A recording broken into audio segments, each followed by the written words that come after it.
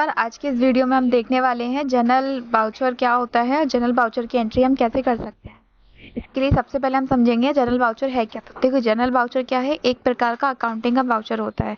जिस प्रकार से हमने बाकी के वाउचर्स कवर किए हैं, जैसे पेमेंट, रिसिप्ट, है ना, ये सारे। जिस जनरल वाउचर का यूज़ हम लोग नॉन कैश और नॉन बैंक ट्रांजेक्शन यानी कि लेन देन के रिकॉर्ड को रखने के लिए करते हैं। यानी कि जब भी हम कोई पेमेंट लेते हैं या रिसीविंग करते हैं या माल बेचते हैं या कोई गुड्स हम खरीदते हैं, तो इस टाइप की जो भी एंट्री होती है उनको, उसमें या तो बैंक अकाउंट होता है या फिर कैश अकाउंट होता है। बट अगर हम किसी के नाम से उधार एंट्री ले रहे हैं, तो वो एंट्री जो होती है हमारी किस में जाती है, जनरल वाउचर के अंतर्गत जाती है, जिसके अंदर बैंक और कैश नहीं होता है। वो सारी एंट्री हम किस में डाल देते हैं, जनरल एंट्री में। क्लियर। या आप ऐसा भी कह सकते हैं कि वे सभी एंट्रियाँ जो रिसिप्ट वाउचर में या सेल्स वाउचर में या फिर कॉन्ट्रा वाउचर या फिर परचेज वाउचर में नहीं आती हैं, वो सारी एंट्रीज को हम किस में डाल देते हैं, जनरल एंट्री के अंतर्गत। क्लियर। जनरल एंट्री में कुछ अलग प्रकार की एंट्री आती हैं, जैसे डिप्रीशिएशंस की एंट्री आती हैं, बैड डेब्ट्स की एंट्री आती है, प्रोविज़न एंट्री आती है, इसके अलावा इनकम ट्रांसफ़र की एंट्री आती है, एडजस्टमेंट की एंट्री आती है और परचेस रिटर्न और सेल्स रिटर्न की भी एंट्री आती है। तो ये सारी एंट्री हमारे जनरल वाउचर्स के अंतर्गत आती हैं। अब इसमें एडजस्टमेंट की एंट्री क्या होती है, जैसे मान के चलिए जब भी हम कोई एसेट्स, कोई भी सामान हम जब खरीदते हैं, तो उसे अगर हम उधार खरीदते हैं या फिर उधार बेचते हैं, तो इस टाइप की जो एंट्री होती है वो एडजस्टमेंट एंट्री कहलाती है।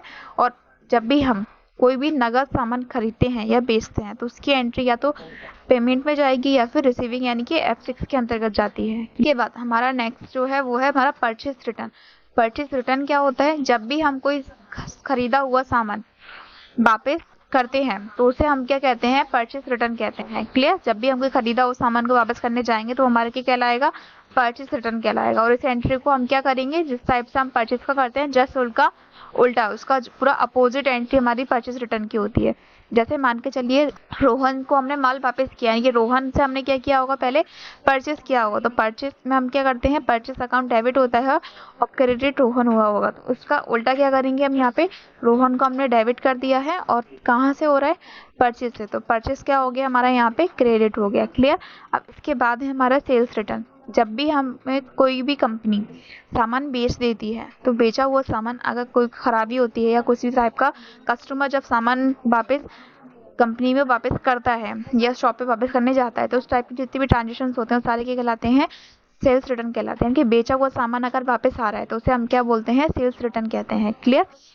अब इसके बाद सेल्स रिटर्न का एग्जांपल देखेंगे, तो यहाँ पे है महेश से 5,000 रुपये का माल वापस प्राप्त हुआ।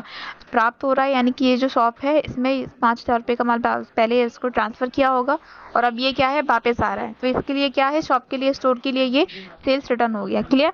तो सेल्स रिटर्न में क्या होता है, DR किसको करेंगे हम, सेल्स रिटर्न को किससे हो रहा है, महेश से, तो महेश कौन हो गया, यहाँ पे क्रिएटर हो गया। क्लियर।